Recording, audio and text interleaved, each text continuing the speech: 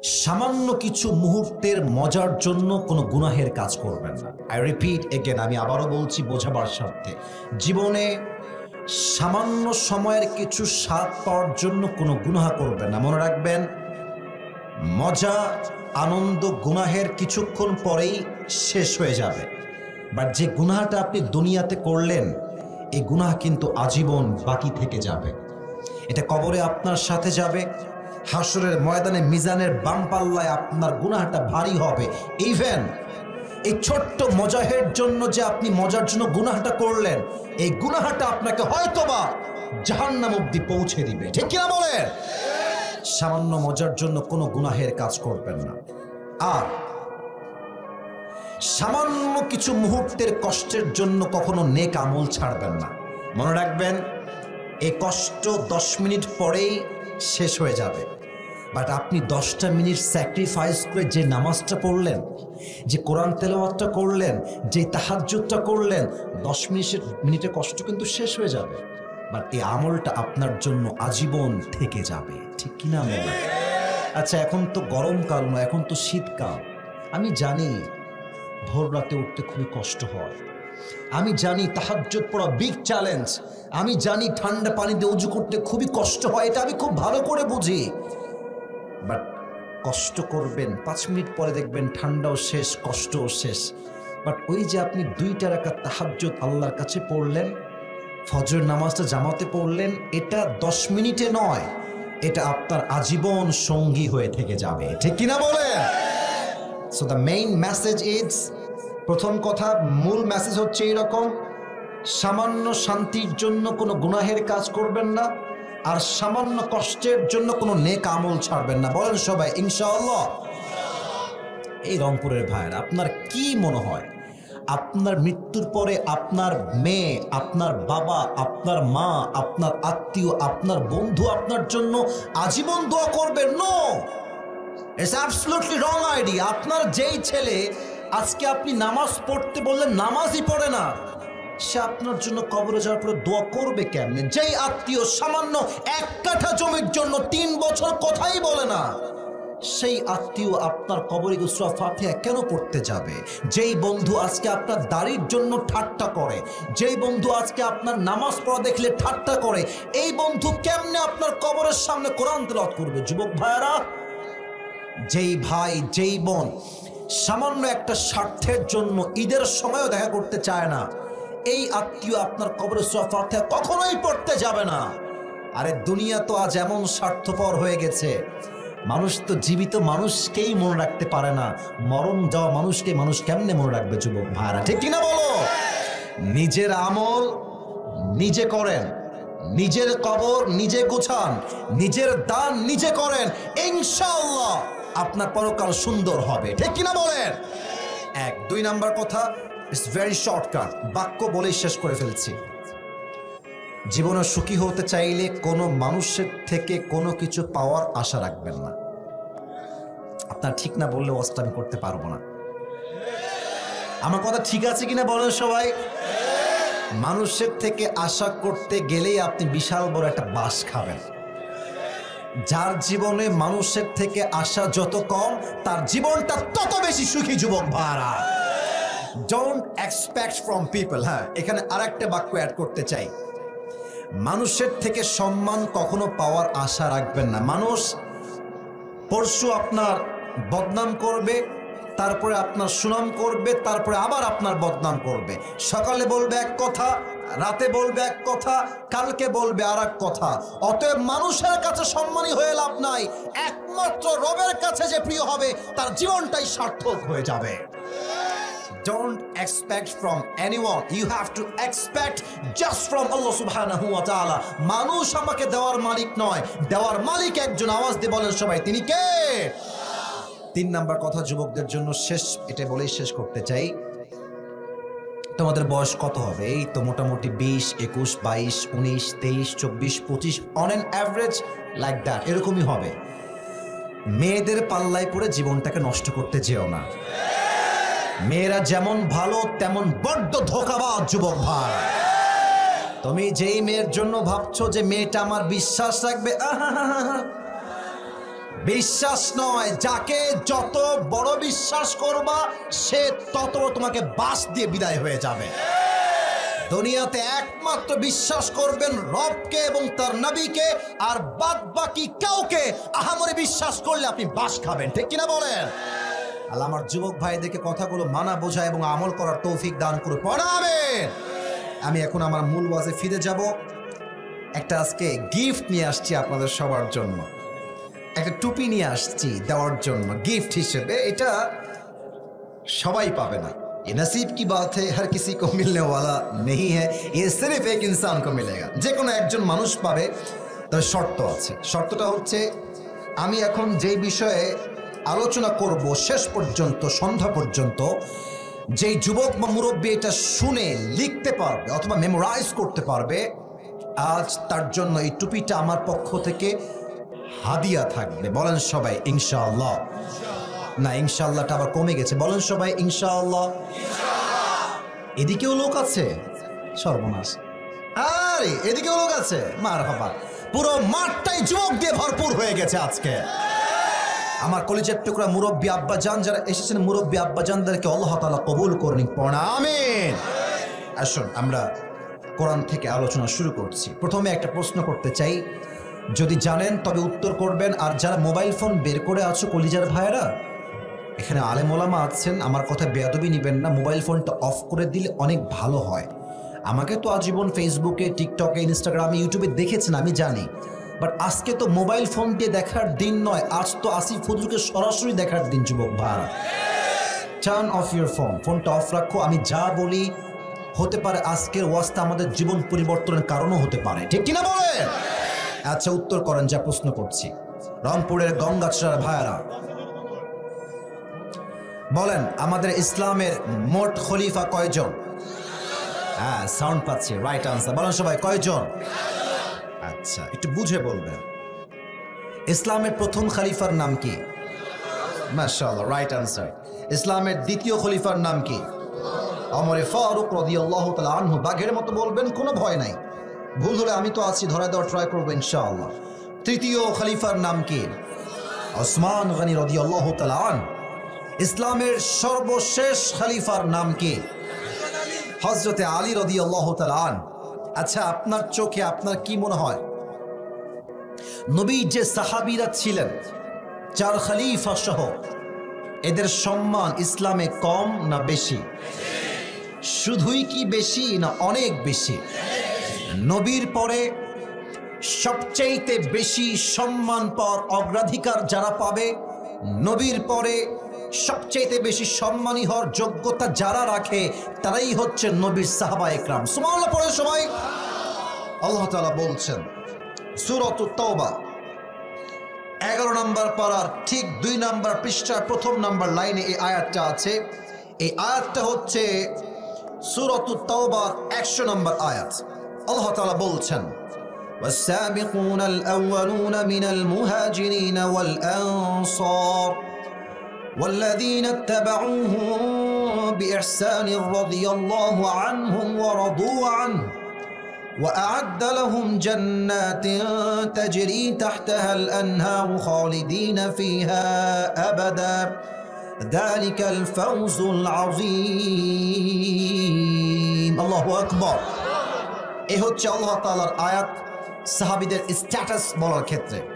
আমি আয়াতের ট্রান্সলেশন করার ট্রাই করছি। আল্লাহ তাআলা বলছেন, ওয়াসাবিকুন আল আউয়ালুনা মিনাল মুহাজিরিন ওয়াল answer, first of Muhajir and Ansar, والذين اتبعوهم بإحسان, and those who followed them in goodness, radiyallahu anhum wa radu an.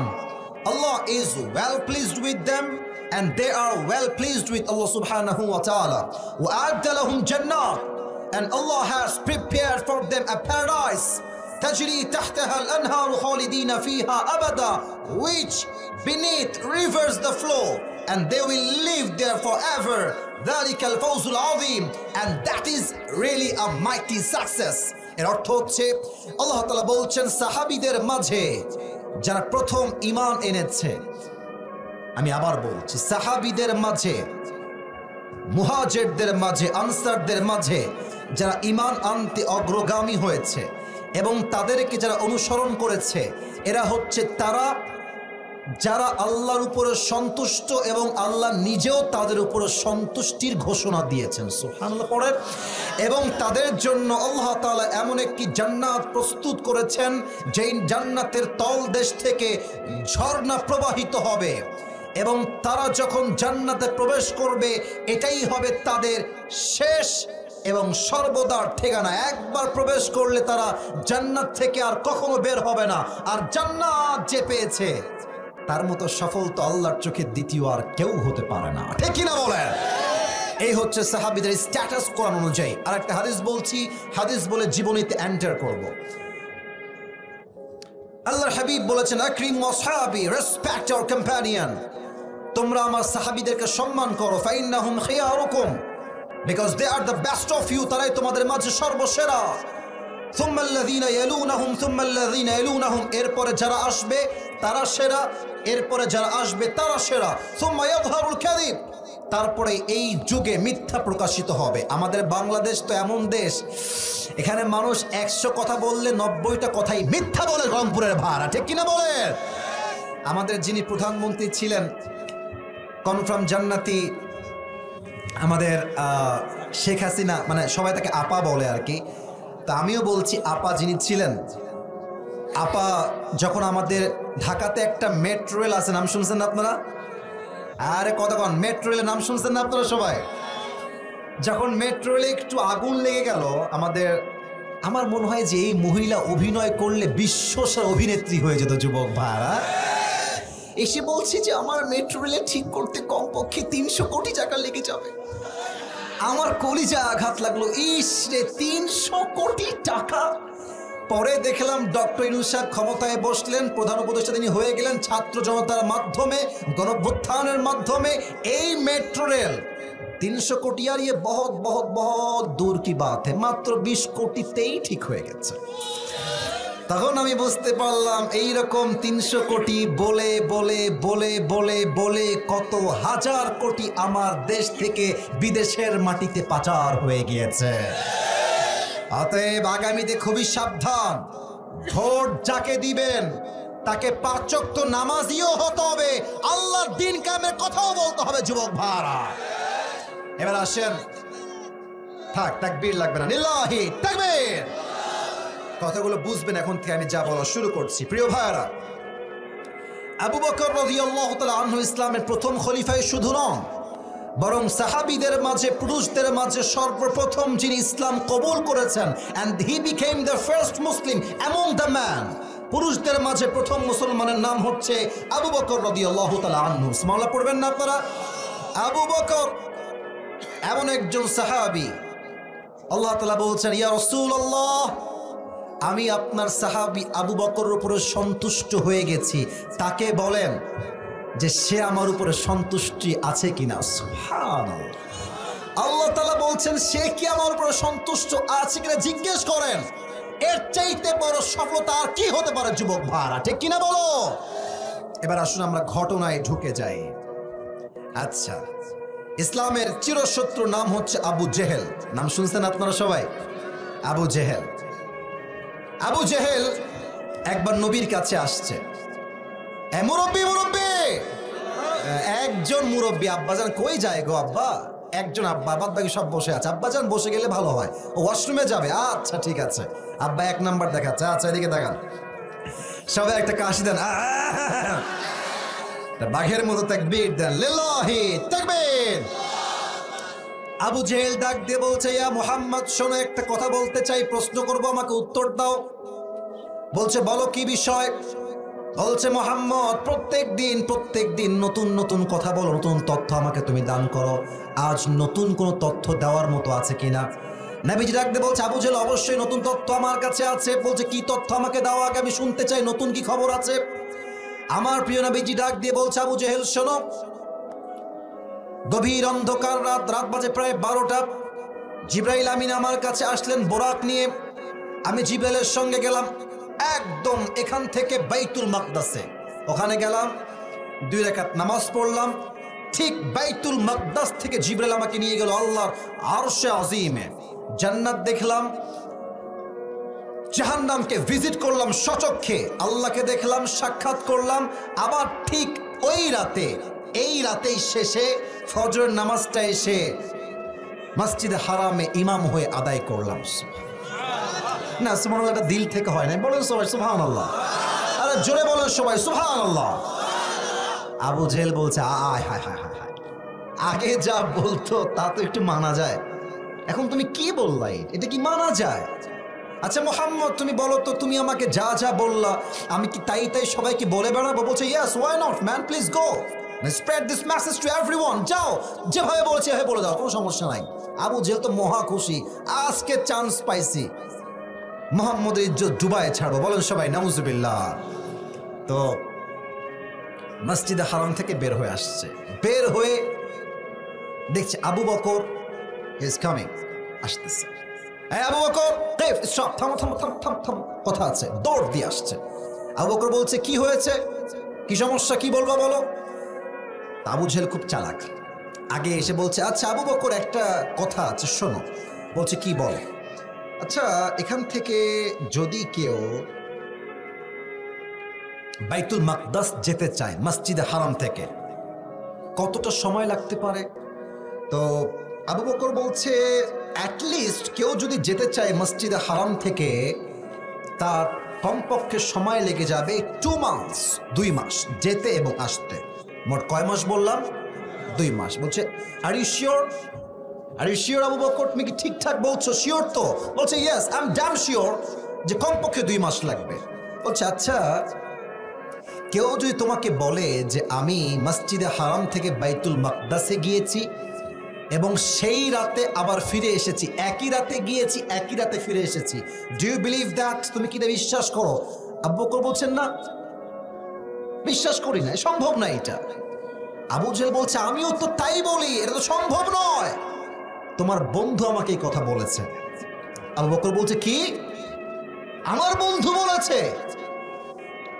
যদি আমার বন্ধু বলে থাকে ইন কানা ক্বালা যালিক লাকাদ সাদাকা, আমার বন্ধু যা বলেছে নিশ্চিত নিঃসন্দেহে সত্য বলেছে। সুবহানাল্লাহ।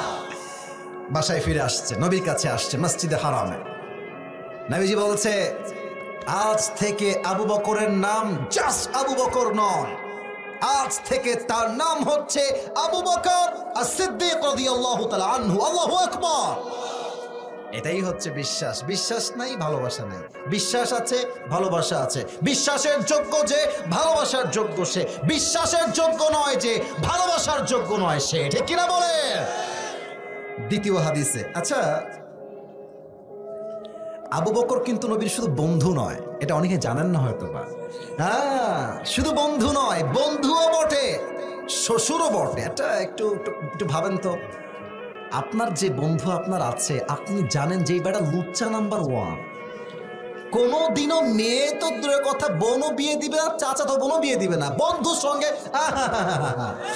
কারণ বন্ধুর চরিত্র একমাত্র বন্ধুই জানে আমার বন্ধুর চরিত্র কত খারাপ, ঠিক না? এটা কিন্তু বড় বুঝার বিষয়। দেখেন নবীর সঙ্গে আয়েশা রাদিয়াল্লাহু তাআলা আনহার বিয়েটা কেমনে হয়েছে, লম্বা একটা ঘটনা, আমি জাস্ট শর্টকাটে বলার ট্রাই করছি। নবীজি ঘুমিয়ে আছেন, শেষ রাত তাহাজ্জুদের সময়। নবীজি হঠাৎ করে ঘুমে স্বপ্ন দেখছেন, নবীজি মাঠ দিয়ে হাঁটতেছেন, রাস্তার ভেতর অন্ধকার হয়ে আছে, দূরে জিবরাইল দাঁড়িয়ে আছে, আর তার পাশে একটা মেয়ে। এই বিয়ের সময় মেয়েরা ঘোমটা দেয় না এমনি, আর কথা কয় না কেন, দেয় না? ঘোমটা দিয়ে মুখটা ঢেকে রাখে, রাইট, ঢেকে রাখে। তো আবু বকর রাদিয়াল্লাহু তাআলা আনহুর একমাত্র মেয়ে আয়েশা, স্বপ্নে সাক্ষাৎ, মুখটা এমনি ঢেকে আছে ঘোমটা দিয়ে। নবীজি আসছেন, নবীজি যে বলছে এই জিবরাইল, ইনি কে, ইনি কে এখানে বসে আছেন?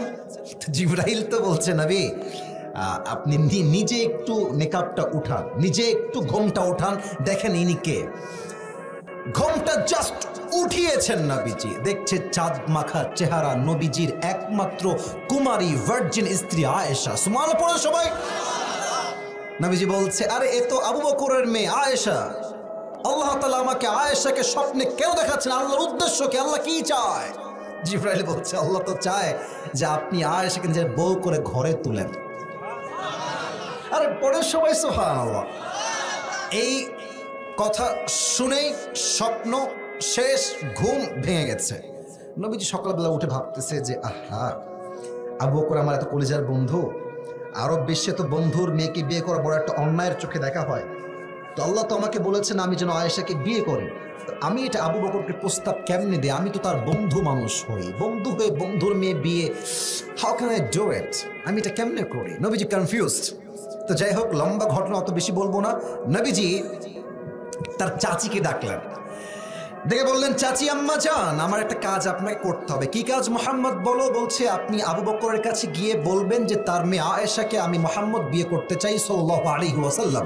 তো বলছে ঠিক আছে, আমি প্রস্তাব দিব, নো প্রবলেম অ্যাট অল, সমস্যা নেই। চাচি আসছে আবু বকরের কাছে। আবু বকর বলছে, কি হয়েছে, কি অবস্থা, বলেন, কি বলবেন, সমস্যা কি? বলছে, আবু বকর একটা প্রস্তাব নিয়ে আসছে। কি প্রস্তাব? তো একটু নার্ভাস ফিল করছে, বন্ধুর সঙ্গে বন্ধুর মেয়ের বিয়ে। তো বলছে, আবু বকর, তোমার যে মেয়ে আয়েশা আছে ছোট্ট, মুহাম্মদ তাকে বিয়ে করতে চাই, তুমি কি রাজি আছো কিনা? তো আবু বকর শুনে একটু আকাশ থেকে পড়েছে, কারণ আমার বন্ধু লাগে তো, আমার মেয়ে এখন ছোট আছে, আমার বন্ধু, আমি বন্ধুর সঙ্গে বন্ধুকে আমার মেয়ে কেমনে দেই? আবু বকর কনফিউজড হয়ে গেছে। বলছে, আপনি যান, আমি একটু পরে বলছি উত্তরটা কি হবে। যখন তার চাচি বের হয়ে চলে আসছে, আবু বকর মনে মনে ভাবছে, আমি যদি নবীর সঙ্গে আমার মেয়েকে বিয়ে না দেই, তার মতো চরিত্রবান যুবক তো এই তল্লাটে দ্বিতীয়টা আর কেউ হতে পারে না। শেষমেশ তিনি রাজি হয়ে গেলেন, বিয়ে হয়ে গেল। এখন নাস্তিকরা কি বলে? নাস্তিকরা বলে, এটা কিন্তু জাস্ট কথা নয়, এটা বোঝার কথা। আপনি না বুঝে ঠিক বললেন না, আপনার ঠিক বেঠিক আমার দরকার নাই, বুঝেন আপনি আমার ওয়াস্তা হলেই এনাফ। নাস্তিকরা কি বলে? যে নবীর চরিত্র খারাপ, তাই নবী আয়েশাকে অল্প বয়সে বিয়ে করেছে।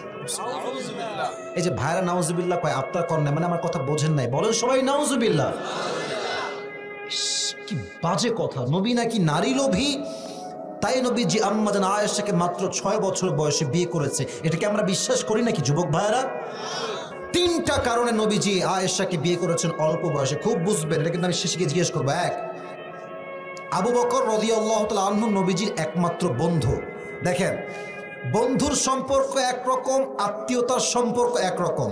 আমার বন্ধুকে আমি 1 মাসে 2 মাসে কল দিলেও হবে, না দিলেও হবে, বাট আমি যখন আমার বন্ধুর সঙ্গে আমার মেয়ের বিয়ে দিয়ে দিব, আমি কল দিব, এটাই আমার বাধ্যবাধকতা। ঠিক কিনা বলেন?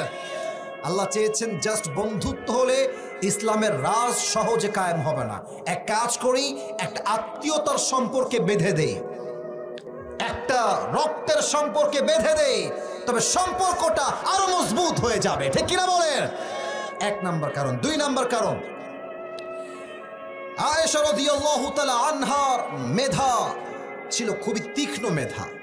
উনি যা শুনতেন তাই বলতেন, যা নবীজি বলতেন তাই বলতে পারতেন। আমাদের ক্লাসে আমরা দেখেছি, অনেকে তোমার ছাত্র যারা আছো দেখবা, ক্লাসে অলওয়েজ একজন ছাত্র এমন থাকে যে টিচার যা বলে ওইও সেম সেম তাই বলতে পারে, কারণ কি, ওর ব্রেনটা খুবই ভালো। তো আয়েশার ব্রেন ছিল অনেক ভালো। তো আল্লাহ তাআলা চেয়েছেন যদি আয়েশা নবীর স্ত্রী হয়ে যায়, ইসলামের জ্ঞান, প্রজ্ঞা, ইলম, নলেজ পুরো বিশ্বব্যাপী অল্প সময়ে ছড়িয়ে যাবে। ঠিক কিনা বলেন? 3 নাম্বার কারণ হচ্ছে, আম্মা জান আয়েশা রাদিয়াল্লাহু তাআলা আনহাকে নবী বিয়ে করেছেন একমাত্র রুচির জন্য নয়, চরিত্রের বিষয় নয়। আয়েশাকে বিয়ে করার আদেশ দিয়েছে, ওহী দিয়েছে, এক সত্তা আওয়াজ দিয়ে বলেন সবাই, তিনি কে? এই 3 কারণে নবীজি আম্মা জান আয়েশাকে বিয়ে করেছেন। অতএব এই হাদিস বোঝার পরেও যেই বলবে আমার নবীর চরিত্র খারাপ, এটা স্পষ্ট বুঝতে হবে ও পিতৃ পরিচয়হীন অবৈধ সন্তান রংপুরের ভাড়া। আল্লাহ বোঝার তৌফিক দান করো সকলেই, পড়া আমিন। এই হয়ে গেল বিয়ে। এবার আসেন, আচ্ছা এখন বাজে হচ্ছে ঠিক এই 5টা 5। আমি জানি আজান দিবে হয়তো বা সর্বোচ্চ 5টা 20 কিংবা 22-এ। আমার ওয়াজ শুরু হয়েছে ঠিক 4টার পর থেকে।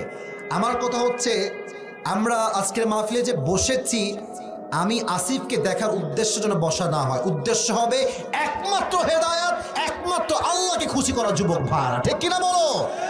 আমি আর 2টা হাদিস বলে ওয়াজের সমাপ্তি করছি। 1, আবু বকরের তাকওয়ার লেভেল কত বেশি ছিল। আবু বকরের ডানের হাত কত বড় ছিল, দুইটা বিষয় বলে শেষ করছি। এক, তাকওয়া। দেখেন, আমাদের তো দেশে যারা, আমাদের প্রধানমন্ত্রী বলেছিলেন যে আমার যে পিএস তারও হচ্ছে 400 কোটি টাকা আছে ব্যাংকে। ভুলে গেছেন আপনারা সবাই? ইভেন তিনি বলেছেন আমার যে পিএস সে নাকি হেলিকপ্টার ছাড়া কোথাও যায় না। আপনি ভাবেন প্রধানমন্ত্রীর পিএস এর অবস্থা যদি এই হয়, তাহলে মন্ত্রীরা কত কোটি টাকা দেশের মাটির থেকে পাচার করে দিয়েছে। যুবক ভার আমার, একটা ছিল কাউয়া কাদের। কোথায় রে এই কাউয়া কাদের? কোথায়? একে তো আমি আর দেখি না। ও যে গেল সিঙ্গাপুর গেল না মামুর বাড়ি দিল্লি গেল, আমি খুঁজেই পেলাম না। এরা প্রধানমন্ত্রীকে স্বৈরাচার হতে সবচেয়ে বেশি সহযোগিতার হাত বাড়িয়েছে। যুবক ভাড়া, আমি এখন যে হাদিসটা বলবো, এই হাদিস যদি প্রত্যেকটা মন্ত্রী, এমপি, মেয়র, প্রধানমন্ত্রী শোনে এবং আমল করে, আমার বিশ্বাস আমার বাংলাদেশ সোনার বাংলাদেশ হয়ে যাবে। যুবক ভাড়া, ঠিক কিনা বলো? আবু বকরের বউ আসছে, এসে বলছে, আবু বকর, তোমার যে সন্তানরা আছে তোমার কাছে, এই কথা বুঝো, কথা বুঝো, একদম ডান বাম কথা বলবো না, আমার চোখে চোখ রাখো, আমার কথা বোঝার ট্রাই করেন প্লিজ। পায়ে হাত রেখে বলছে, এই হাদিসটা দিল থেকে বুঝবেন। আবু বকর, তোমার বাচ্চা তোমাদের কাছে একটা আবদার করেছে, তারা সারিদ খেতে চায়, আরব বিশ্বের সবচেয়ে দামি খাবার। যেমন আমাদের বাংলাদেশের এখন সবচেয়ে দামি খাবার হচ্ছে গরুর গোস্ত। মধ্যবিত্তরা চাইলেও গরুর গোস্ত আমরা কিনতে পারি না। যুবক ভাড়া, ঠিক কিনা বলো? আরব বিশ্বের the most expensive food in Arabic world is sarid, সবচেয়ে দামি খাবার। আবু বকর একজন প্রাইম মিনিস্টার, প্রধানমন্ত্রী, তো বলছে আপনার সন্তানরা সারিদ খেতে চায়, আপনি একটু প্রোভাইড করলে ভালো হয়। তো আবু বকর বলছে, আমার বউ আমাকে মাফ করে দিও, আমি যে সারিদ খাওয়াবো সন্তানদেরকে, এটা খাওয়ানোর মতো কোনো অর্থ, টাকা পয়সা আমার কাছে কোনো কিছু নাই। তো বউ বলছে, স্বামী বুঝলাম আপনার কাছে নাই, আপনি এক কাজ করেন, রাষ্ট্রের কোষাগার থেকে কিছু টাকা ধার নেন, আর সামনে মাসের বেতন থেকে কিছু টাকা কেটে নেবেন, তাহলে সমাধান হয়ে যাবে। আবু বকর কি বলছে একটু দেখেন, আমার দিকে তাকায় শোনো। আবু বকর বলছে, আচ্ছা আমি ধার নিব, তোমার কথা অনুযায়ী ঠিক আছে, ধার নিব, সামনে মাসের বেতন থেকে আমার বেতন কেটে যাবে, ধার শোধ হয়ে যাবে। বাট বেগম, তুমি আমাকে লিখে দাও যে আমি আবু বকর আগামীকাল জীবিত থাকবো, এই গ্যারান্টি তোমার কাছে আছে কিনা। সুবহানাল্লাহ পড়বেন না? তুমি লিখে দাও যে কালকে আমি জীবিত থাকবো কিনা, যদি গ্যারান্টি থাকে আমি ধার নিতে প্রস্তুত আছি, যদি গ্যারান্টি না থাকে আমি এক পয়সা রাষ্ট্রের থেকে মেরে খেতে পারবো না। চলে গেছে বাহিরে। দীর্ঘ 3 থেকে 4 মাস পরে সন্তান আসছে, বউ আসছে, দেখছে হাতে একটা প্লেট সারিদ রাখা আছে, বলছে আব্বাজান নেন সারিদ খান। বলছে, এই বেগম এই সারিদ কই থেকে আসছে? আমি তো টাকা দেই নাই কাউকে কেনার জন্য, কই থেকে আসলো এই সারিদ? তো বউ বলছে, আবু বকর আপনি যে প্রত্যেক মাসে আমাকে হাত খরচের টাকা দেন, ওই টাকাকে বাঁচিয়ে বাঁচিয়ে আমি এই সারিদটা আপনার জন্য কিনেছি, সন্তানের শখ আবদার পূরণ করবার জন্য কিনেছি। বলছে, ও হালাল তো তাই না? বলছে, অবশ্যই হালাল, আপনি খান, এটা টাকা বাঁচিয়ে বাঁচিয়ে কেনা হয়েছে। উনি প্লেটটা নিলেন, এক টুকরা সারিদ খেয়ে বাড়ির থেকে বের হয়ে গেলেন। এই যুবক ভাড়া মুরব্বীরা, বাড়ির থেকে বের হয়ে সংসদে গেলেন। এমপি, মন্ত্রী, প্রজা, সমস্ত রাষ্ট্রীয় দায়িত্বে যারা ছিলেন সবাইকে ডাকলেন, গোল বৈঠক, গোল মিটিং, ভেরি আর্জেন্ট মিটিং, সবাইকে জরুরি ডাক দিয়েছেন তিনি। সবাই আসছে, অবাক হয়ে গেছে, আরে এত জরুরি ডাক কেন দেওয়া হলো আমাদের সবাইকে হঠাৎ কেন? আবু বকর বলছে, আপনারা বলেন সবাই, আমার বেতনকে রাষ্ট্র থেকে কত দেওয়া হয়? বলা হলো আপনার বেতন দেওয়া হয় কথার কথা 50,000 টাকা। আবু বকর বলছে, এই মুহূর্তে 50,000 থেকে কমিয়ে এটাকে 40,000 করে দাও। এর কারণ আজ প্রমাণ হয়ে গিয়েছে আমার বউ প্রত্যেক মাসে টাকা বাঁচিয়ে বাঁচিয়ে সারিদ কিনেছে আমার জন্য, ছেলের জন্য। এটাই প্রমাণ আমি আবু বকরের সংসার 50-এর কমের বেতনেও চলে যাবে। বেতন কমাই দিয়েছে। চিন্তা করতে পারেন যে আল্লাহর ভয় কাকে বলে? তো আসলে তো সবার চিন্তা একরকম হয় না। এখানে যে সবাই আমাকে ভালোবাসেন তা না, ভালোবাসার লোকও আছে, হেটার্সও আছে। তো ওখানে একজন যুবক দ্বিমত পোষণ করেছে, আবু বকর এটা কেমন কথা, মাত্র সামান্য কয়েকটা দিরহাম কমায় দিব, থাক না, আপনি তো প্রধানমন্ত্রী, এভরিথিং ইজ জাস্ট ইয়োর্স, সবই তো আপনার হাতে, রাখেন না বেতনটা, সেম থাক আগের মতোই। আবু বকর বলছে, যদি আমি হিসাবের কাঠগড়ায় দাঁড়াই আর আমি যদি জাহান্নামী হয়ে যাই, তুমি কি এটার দায়ভার নিতে পারবা?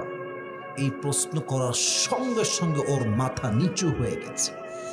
আর আবু বকর ডাক দিয়ে বলছে, শোনো, আমার জীবনের সবচেয়ে বড় বিগ চ্যালেঞ্জ হচ্ছে নিজেকে জাহান্নামের আগুন থেকে বাঁচানো এবং আল্লাহর বিচার থেকে বাঁচা। আমি আবু বকর যদি আজ 10,000 টাকা বেতন বাড়িয়ে নেই, আমি তো খেয়ে ফেললাম, বাট কিয়ামতের দিন আল্লাহ যখন আমাকে ধরবে, জাহান্নামের আগুন যখন আমাকে ধেয়ে ধরবে, আমি এটা চুল পরিমাণ বরদাস্ত করতে পারবো না। ঠিক কিনা বলে? এই হচ্ছে আল্লাহর ভয়, এই হচ্ছে তাকওয়া। যুদ্ধের ডাক আসলো, আল্লাহর হাবিব বললেন, শোনো, তোমরা সবাই যুদ্ধের জন্য আল্লাহর রাস্তায় দান করো। শেষ হাদিস, শেষ কথা এটা বলে দোয়ার দিকে যাব। তো আল্লাহর হাবিব বলার পরে ওমরে ফারুক বলছে যে আজ তো আমি আবু বকরকে হারাই ছাড়বো। কারণ কি? বলছে আবু বকর তো অনেক গরিব, আমি অনেক বড় লোক, আজ আমি সবচেয়ে বেশি অর্থ সম্পদ নিয়ে আসবো। খুব ভালো করে বুঝবেন যে আল্লাহর কাছে দামি কোন জিনিস। তো ওমরে ফারুক তার পুরো সম্পদকে 2 ভাগ করেছে। এই বলেন সবাই, কয় ভাগ? আরে সাউন্ড কি মাশাআল্লাহ, বলেন সবাই, কয় ভাগ? অর্ধেক বাসায় রেখেছে, অর্ধেক নবীর কাছে নিয়ে আসছে। আর আবু বকর রাদিয়াল্লাহু তাআলা আনহু যে অর্থ নিয়ে আসছে, বোঝা ট্রাই করেন। এটা হচ্ছে আমার হাতে একটা কাগজ, এটা কি বলেন তো সবাই? এটা কিসের বোতল? আচ্ছা একটু বুঝে বলেন তো, এই কাগজটা বেশি উঁচু না পানির বোতল বেশি উঁচু? আরে ভাই বুঝলে কথা কন, কাগজ বেশি উঁচু না পানির বোতল বেশি উঁচু? তো দেখেন, আবু বকরের সম্পত্তি হচ্ছে এইটা একদম নিচু, আর ওমর এনেছে বিশাল লম্বা, বিশাল উঁচু। তো নবীর প্রশ্ন হওয়া উচিত ছিল এইরকম যে কে কত সম্পদ নিয়ে আসছো, বলো কার কত সংখ্যা। নবীজি সওয়ালটাই চেঞ্জ করে দিলেন। নবীজি বলেন, এই সাহাবীরা, এই ওমর, মা খাল্লাফতা, তুমি কি রেখে এসেছো, কি নিয়ে আসছো? ওমর বলছে, নবী হে, আমি অর্ধেক রেখে আসছি, অর্ধেক নিয়ে আসছি। মা খাল্লাফতা ইয়া আবু বকর, হে আবু বকর তুমি কি রেখে আসছো? আবু বকর ডাক দিয়ে বলছে, ইয়া রাসূলুল্লাহ, তারাকতুল্লাহ ওয়া রাসূলা, আমি আল্লাহ আর তার রাসূল ছাড়া বাসায় একটা সুতো বাকি রেখে আসি নাই। অতএব দান কম হোক বেশি হোক, নট আ বিগ ডিল, যদি আল্লাহর জন্য হয় এটাই আল্লাহর কাছে সবচেয়ে দামি হয়ে যায়। ঠিক কিনা বলেন? তাহলে আজ ওয়াজ থেকে অল্প সময় বলে দিচ্ছি, আমাদের মোট শিক্ষা পেয়েছি আমরা 4টা। বলেন সবাই, কয়টা? হ্যাঁ, এটা একটু বুঝেন, আমি আর বেশি বাড়াবার কোনো সময়, অলরেডি অন্ধকার আমি জানি। এই হাত তোলেন সবাই, বলেন সবাই, কয়টা শিক্ষা? তাহলে ওয়াজটা বাস্তবে রূপে যাবে ইনশাআল্লাহ। 4টা শিক্ষা। 1, নবীকে জাস্ট নবী মানলেই হবে না, নবী যা সত্য বলেছে তাই সত্য, নবী যা মিথ্যা বলেছে তাই মিথ্যা, নবী যা বলেছে তাই আমি করব, নবী যা নিষেধ করেছে তা মুসলিম হিসেবে আমি ছাড়তে বাধ্য। ঠিক কিনা বলেন? আবু বকরকে বলছে, তোমার বন্ধু বলেছে এই কথা বিশ্বাস করো? বলছে, অবশ্যই করি। তার মানে শিক্ষা, নবী যা বলেছে তাই সত্য, নবী যা মিথ্যা বলেছে তাই মিথ্যা। ঠিক কিনা বলেন? 2 নাম্বার, নবীর বিরুদ্ধে আয়েশাকে নিয়ে কেউ যদি চরিত্রে কালেমা লেপন করতে চায়, স্পষ্ট কথা বলতে হবে। আগামীর সংসদে আইন পাশ হবে, যেই কুলাঙ্গার নাস্তিক আমার নবীর শানে একটা টু শব্দ করবে, ওকে বাইতুল মুকাররমের সামনে ওপেনলি লাইভে ব্রডকাস্টে ফাঁসির কাস্টে ঝুলিয়ে হত্যা করতে হবে। রংপুরের ভাই, হেফাজতে ইসলাম জীবন দিয়েছে, শাপলা চত্বর আগে কায়েম হয়েছে, যদি আগামীতে আবার শাপলা চত্বর কায়েম হয়, 1000 যুবক জীবন দিতে প্রস্তুত হয়ে যাবে। যুবক ভাড়া, ঠিক কিনা বলো? 2 নাম্বার, নবীর শানে বেয়াদবি আমরা মানতে পারবো। 2 নাম্বার। 3 নাম্বার শিক্ষা, যদি এলাকার মেয়র, এমপি, মন্ত্রী কেউ হয়, জেলা বা রাজধানী যেখানকারই হোক, ওর প্রথম দায়িত্ব রাষ্ট্রের প্রত্যেকটা পয়সা, টাকা, সোনা দানা এমন হিসাব করে ব্যয় করতে হবে যেন আল্লাহর কাছে বিচারের কাঠগড়ায় দাঁড়াইতে না হয়। যুবক ভাইরা, ঠিক কিনা বলো? আর 4 নম্বর শিক্ষা বলেই শেষ করছি, আমি দিলাম মাহফিলে 1 লাখ টাকা, বাট উদ্দেশ্য হচ্ছে আমার মানুষকে খুশি করা, আল্লাহর কাছে 2 পয়সা দাম নাই। আমি দিলাম মাত্র 5 টাকা, বাট দিলাম স্বার্থ থেকে একমাত্র আল্লাহর জন্য। ওয়াল্লাহি রংপুরের ভাইরা, ওই 1 লাখ টাকার চাইতে আমার 5 টাকার দাম 1000 গুণ আল্লাহর কাছে বেশি। অতএব দান করবেন কম, বাট খুশি করবেন কার জন্য? আওয়াজ দিয়ে বলেন তো সবাই, তিনি কে?